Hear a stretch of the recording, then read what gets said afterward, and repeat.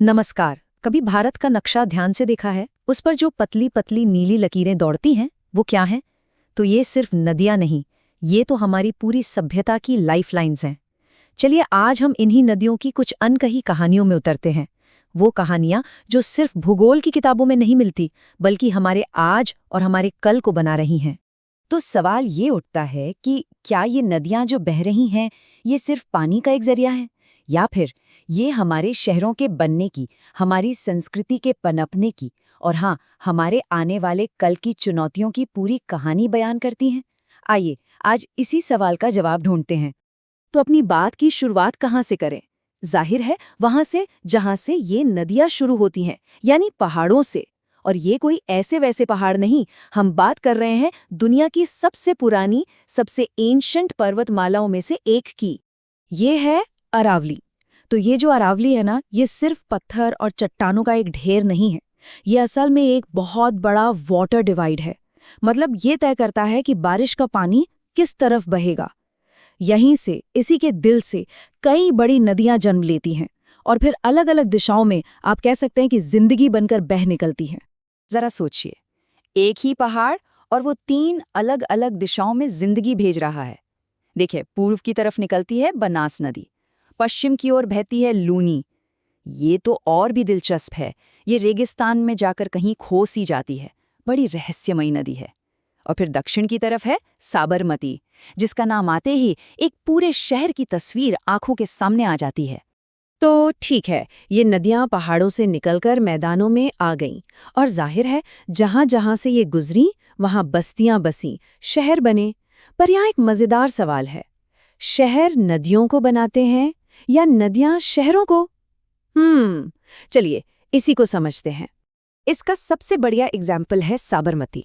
पता है, कुछ दशक पहले तक ये नदी भारत की सबसे गंदी नदियों में गिनी जाती थी।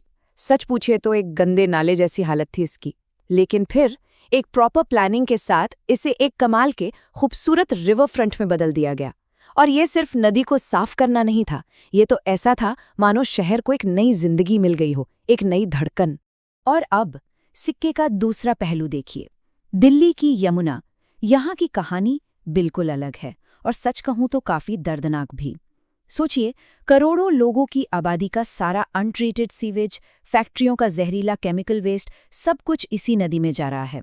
नतीजा, ये धीरे धीरे एक मरी हुई नदी में तब्दील हो रही है। ये एक सीधी सीधी वार्निंग है कि हम डेवलपमेंट की रेस में अपनी इन लाइफलाइंस पर कितना जबरदस्त प्रेशर डाल रहे हैं। और ये जो शहरों की बात हो रही है ना, ये हमें अर्बन प्लानिंग के बारे में भी बहुत कुछ सिखाती है। जैसे गुड़गांव को देखिए, जब उसे बसाया जा रहा था तो शायद किसी ने सोचा नहीं था कि वो इतना फैल जाएगा। प्लानिंग थी, पर आज के हिसाब से नहीं। और अब नतीजा, जबरदस्त ट्रैफिक जैम। लेकिन अच्छी बात यह है कि हम अपनी गलतियों से सीखते हैं। गुड़गांव के अनुभव से सबक लेकर नोएडा और अब जो नया शहर बन रहा है धुलेरा, उन्हें भविष्य को ध्यान में रखकर बनाया जा रहा है। सड़कें चौड़ी हैं, इंफ्रास्ट्रक्चर लॉन्ग टर्म सोचकर बनाया गया है ताकि आने वाले वक्त में वही दिक्कतें ना हों। और देखिए, ये मसला सिर्फ फैक्ट्रियों या बड़े बड़े उद्योगों का नहीं है, ये हमारी अपनी शहरी लाइफस्टाइल, हमारी रोज के आदतों से भी जुड़ा हुआ है। जैसे ये जो बात कही गई है खाने की बर्बादी के बारे में, कि हम कितना कुछ फेंक देते हैं, ये तो बस एक उदाहरण है। असल में चाहे फैक्ट्रियों का कचरा हो या हमारे घरों से निकला कचरा, अंत में इसका सारा बोझ बेचारी हमारी नदियों को ही तो उठाना पड़ता है। अच्छा, अब चलते हैं सेंट्रल इंडिया। यहाँ एक ऐसी नदी है जिसका कैरेक्टर, जिसका व्यक्तित्व बिल्कुल ही अलग है। थोड़ा बागी, थोड़ा विद्रोही।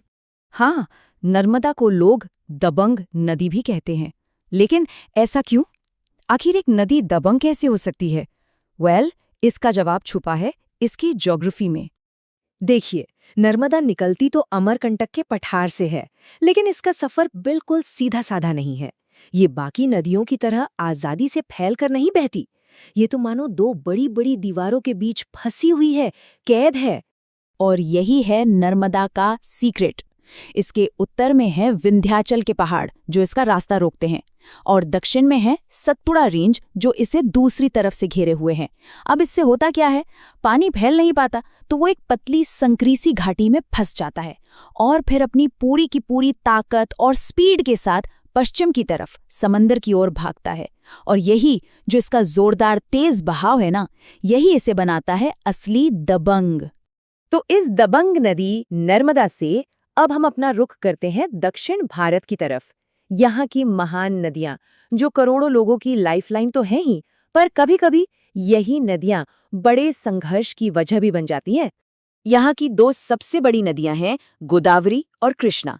दोनों ही महाराष्ट्र में वेस्टर्न घाट से निकलती हैं और इन पर जो पोचमपाड़ या नागार्जुन सागर जैसे बड़े-बड़े प्रोजेक्ट बने हैं ना, वो सिर्फ डैम नहीं है, वो करोड़ों लोगों के लिए खेती, पीने के पानी और बिजली का सोर्स हैं।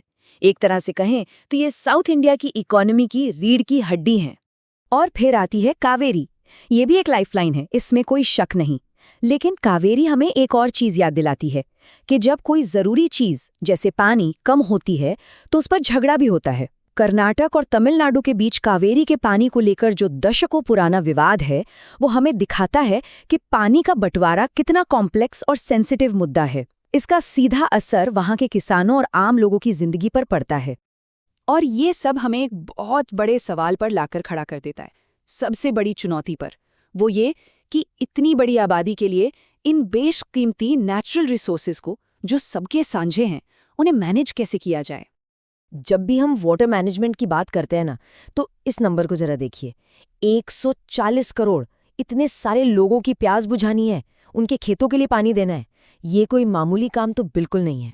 तो असली टेस्ट, असली परीक्षा यही है।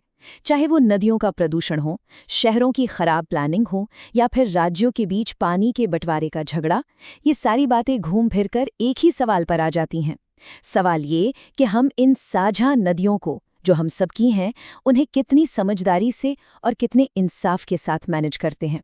और आखिर में एक सवाल, इन जीवन रेखाओं का, हमारी इन नदियों का भविष्य कौन तय करेगा?